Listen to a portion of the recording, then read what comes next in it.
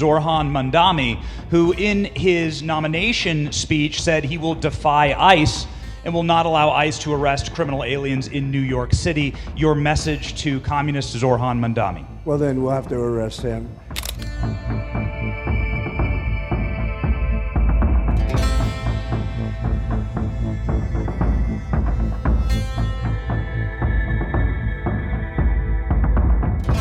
The race for New York City's future has collided with an unexpected prediction market frenzy this week. Traders on Kalshi and Polymarket are wagering on the odds of Mayor-elect Zohran Mandami being deported. It's a long-shot scenario, yet the existence of the market itself signals intense public polarization. Mamdani, elected on November 4th, enters office with big ambitions in a rising wave of scrutiny. Among his loudest critics is U.S. President Donald Trump, who has questioned Mamdani's citizenship. Mamdani was born in Uganda and became a naturalized United States citizen in 2018. On Kalshi, the chance of his deportation sits at roughly 3% after falling sharply this week.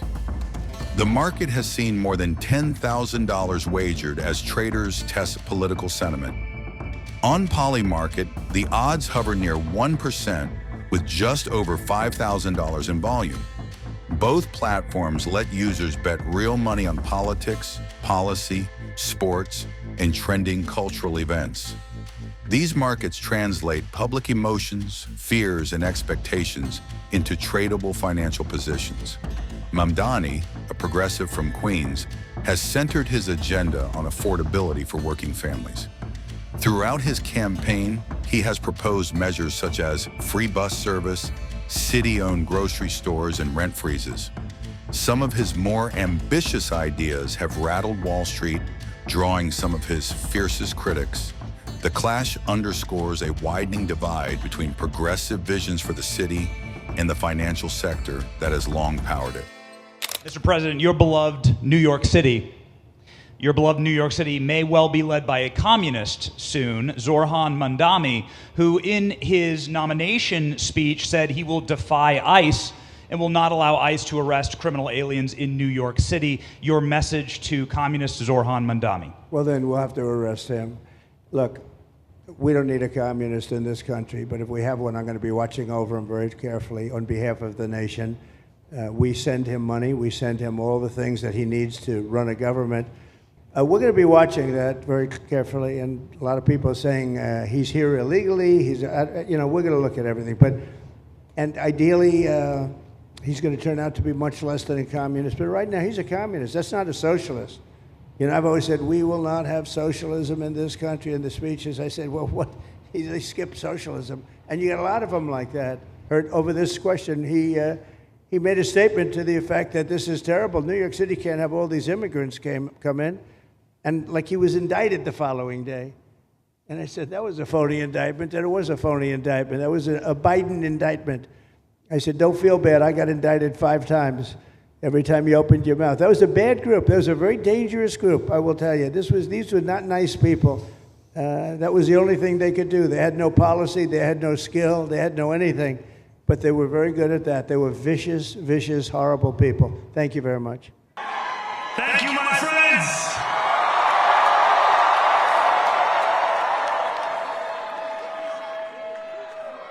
The sun may have set over our city this evening, but as Eugene Debs once said,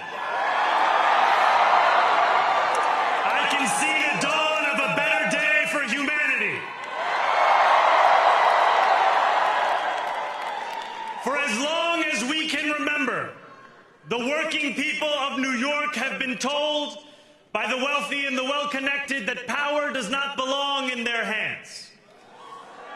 Fingers bruised from lifting boxes on the warehouse floor, palms calloused from delivery bike handlebars, knuckles scarred with kitchen burns. These are not hands that have been allowed to hold power. And yet, over the last 12 months, you have dared to reach for something greater. Tonight, against all odds, we have grasped it. The future is in our hands. My friends, we have toppled a political dynasty.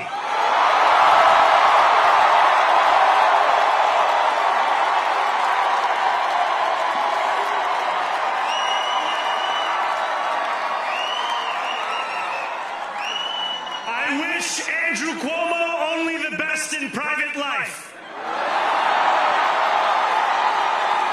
But let tonight be the final time I utter his name as we turn the page on a politics that abandons the many and answers only to the few.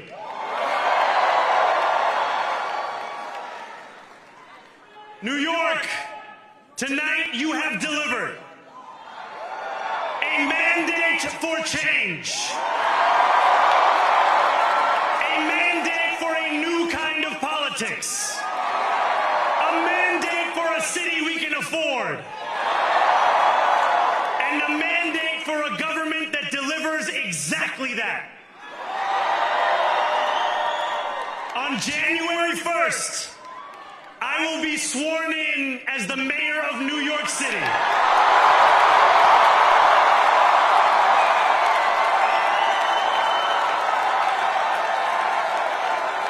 And that is because of you. So before I say anything else, I must say this. Thank you. Thank you to the next generation of New Yorkers who refused to accept that the promise of a better future was a relic of the past. You showed that when politics speaks to you without condescension, we can usher in a new era of leadership. We will fight for you because we are you. Or as we say on Steinway, ana minkum wa ilaykum.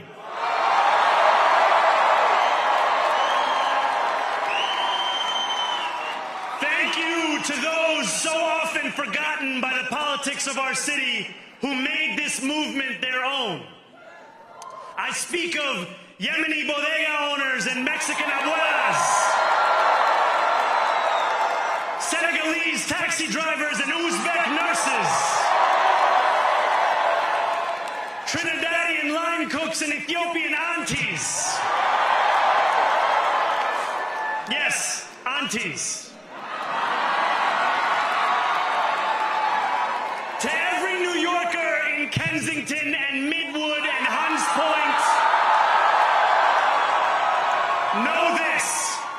This city is your city, and this democracy is yours too. This campaign is about people like Wesley, an $11.99 organizer I met outside of Elmhurst Hospital on Thursday night.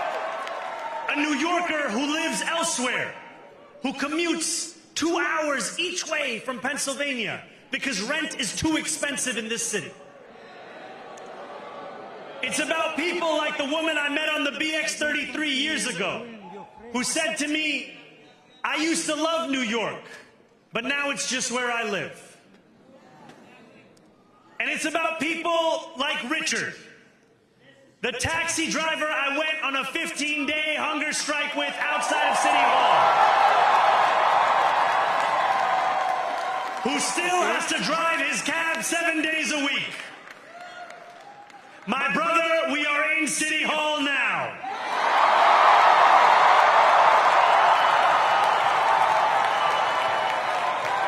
This victory is for all of them. And it's for all of you. The more than 100,000 volunteers who built this campaign into an unstoppable force. Because of you, we will make this city one that working people can love and live in again.